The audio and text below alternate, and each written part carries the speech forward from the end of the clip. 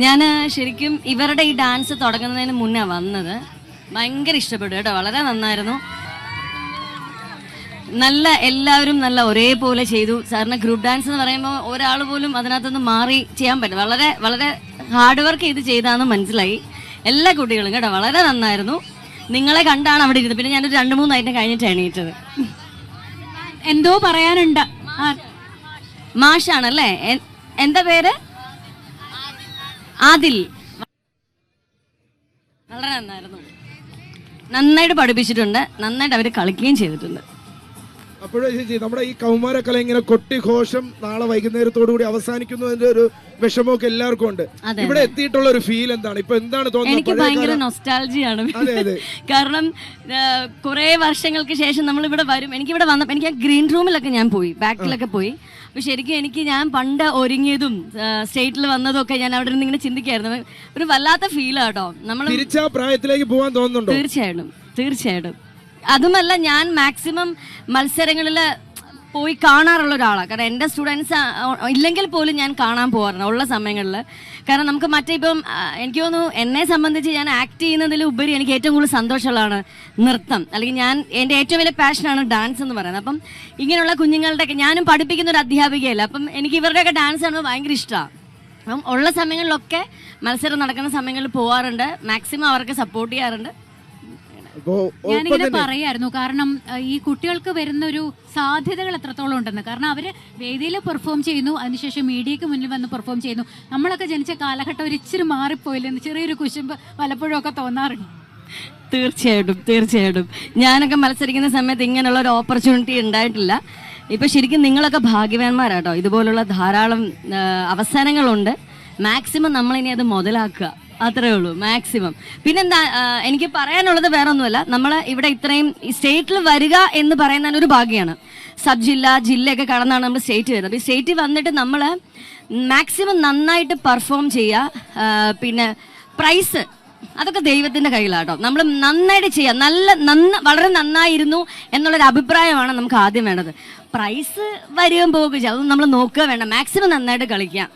ഒരു അധ്യാപിക എന്നുള്ള നിലയിൽ എനിക്ക് പറയാനുള്ളത് അതാണ്. പ്രൈസ് മാത്രം നോക്കരുത്. പ്രൈസ് ദൈവത്തിന്റെ കയ്യിലാണ്. നിങ്ങൾ നന്നായിട്ട് ആ കുട്ടികൾ നന്നായിട്ട് ഇപ്പൊ ഞാൻ വന്നത് നിങ്ങളുടെ ഡാൻസ് കണ്ടിട്ടാണ്. ഫസ്റ്റ് നിങ്ങളുടെ ഡാൻസിലാണ് ഞാൻ കാണുന്നത്. അപ്പൊ തന്നെ നമുക്ക് ഒരു നന്നായി ചെയ്തു, നല്ല ടീമായിരുന്നു, നന്നായിട്ട് പഠിപ്പിച്ചു. അപ്പൊ നമുക്ക് ആ ഒരു ഫീല് വന്നു. ഇങ്ങനെ എല്ലാ ജനങ്ങൾക്കും അങ്ങനെ തോന്നും. അത് മാത്രം നോക്കിയാൽ മതി കേട്ടോ. ഒത്തിരി സന്തോഷം. ഈ കൊല്ലത്തേക്ക് എത്തുമ്പോഴേ ഇവിടുത്തെ പ്രേക്ഷകർക്ക് എല്ലാവർക്കും ചേച്ചിയുടെ എന്തെങ്കിലും ഒരു പെർഫോമൻസ് ചെറുതായിട്ടെങ്കിലും ഒരു 2 സ്റ്റെപ്പ് അല്ലെങ്കിൽ ഒരു പാട്ട് അങ്ങനെ വേണ്ടേ? ഉറച്ച് പാടുവല്ലേ? ഓക്കേ, പാടാം. കൊല്ലംകാരോട് പറയാനുള്ളത് കലാകാരന്മാരുടെ ഒരു വലിയ സ്ഥലമാണ് കൊല്ലം. ഞാൻ ഒരു സീസണിൽ പ്രോഗ്രാം ചെയ്യുന്നത്, ഏറ്റവും കൂടുതൽ പ്രോഗ്രാം ചെയ്യുന്നത് ഈ കൊല്ലം ജില്ലയിലാണ്. അതുകൊണ്ട് തന്നെ എനിക്ക് ഈ ആശ്രമത്തിൽ തന്നെ കഴിഞ്ഞ വർഷം എൻ്റെ പ്രോഗ്രാം ഉണ്ടായിരുന്നു. അപ്പോൾ ശരിക്കും കൊല്ലംകാർ ഭയങ്കരമായിട്ട് സപ്പോർട്ട് ചെയ്യുന്ന ഒരു വലിയ കലാകാരന്മാരുടെ കേന്ദ്രമാണ് കൊല്ലം. അതും ഈ ഇപ്പൊ ഈ സ്റ്റേറ്റ് ഇവിടെ നടന്നത് തന്നെ ഒരു വലിയ കാര്യം. കാരണം അത്രയും മാത്രമുള്ള കലാകാരന്മാരുള്ള ഒരു ജില്ലയാണിത്. നമ്മൾ പല വേദികൾക്കും മൺമറഞ്ഞു പോയ വലിയ കലാകാരന്മാരുടെ പേരാണ് കൊടുത്തിരിക്കുന്നത്. നമുക്ക് മാധവൻ കൊട്ടാരക്കര ശ്രീധരൻ നായർ അല്ലേ, അങ്ങനെ ജയൻ സ്മൃതിയുണ്ട്. അപ്പൊ പാടുകല്ലേ, വിഷയത്തിൽ നിന്ന് മാറണ്ട, പാടുകല്ലേ. 4 പേര് പാടാം.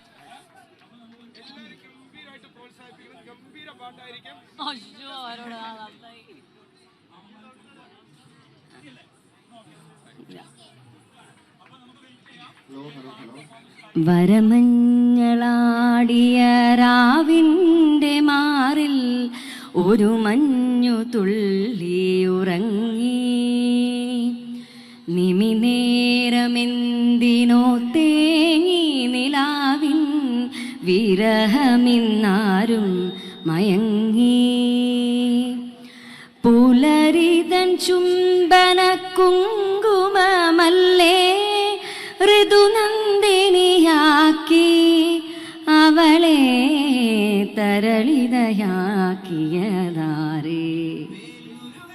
വരമഞ്ഞളാടിയ രാവിൻ്റെ മാറിൽ ഒരു മഞ്ഞു തുള്ളി ഉറങ്ങി. മതി. എല്ലാരും ഗംഭീരമായിട്ട് ഒന്ന് കൈയടിച്ചേ. ഗംഭീരമായിട്ട് വലിയ സർപ്രൈസ് ആയി, വലിയ സന്തോഷമായി. അപ്പൊ എങ്ങനെയാണ് കുട്ടികളുടെ നാളത്തോടെ തീരുകയാണ്, വലിയ വിഷമത്തിലാണ് ഞങ്ങൾ അല്ലെ. ഈ കൊല്ലത്തുനിന്ന് ഈ ഒരു ഉത്സവം നാളെ കൊടിയിറങ്ങുകയാണെന്നുള്ളതിന്റെ ഒരു വിഷമമുണ്ട്. ഞാൻ ശരിക്കും തുടങ്ങിയ ദിവസം, കാരണം ഭരതനാട്യം തുടങ്ങിയ ദിവസം തന്നെ എനിക്ക് വരണമെന്ന് വലിയ ആഗ്രഹമായിരുന്നു. പക്ഷെ ആ സമയത്ത് ഷൂട്ടായിപ്പോയി തിരുവനന്തപുരം. സോ ഇന്ന് വരാൻ പറ്റി. ഇന്ന് ഷൂട്ട് കഴിഞ്ഞ് ഞാൻ അവിടുന്ന് കളത്തരം പറഞ്ഞാൽ ചാടിയത്, അതുകൊണ്ട് വരാൻ പറ്റി. ആ കണ്ടാലേ എനിക്ക് കുഴപ്പമില്ല, ഷൂട്ട് കഴിഞ്ഞല്ലോ. സോ എന്തായാലും വരാൻ പറ്റിയത് വലിയ സന്തോഷം. പിന്നെ നാളെ കഴിയുകയാണ്, ഇനി അടുത്ത വർഷമേ ഉള്ളൂ. അത് ചിലപ്പോൾ ഇവിടെ ആയിരിക്കണം എന്നില്ല. എന്തായാലും ഒത്തിരി ഒത്തിരി സന്തോഷം ഇവിടെ വരാൻ പറ്റിയതിലും ഈ കുഞ്ഞുങ്ങളുടെയൊക്കെ ഡാൻസ് കാണാൻ പറ്റിയതിലും ഒത്തിരി സന്തോഷം.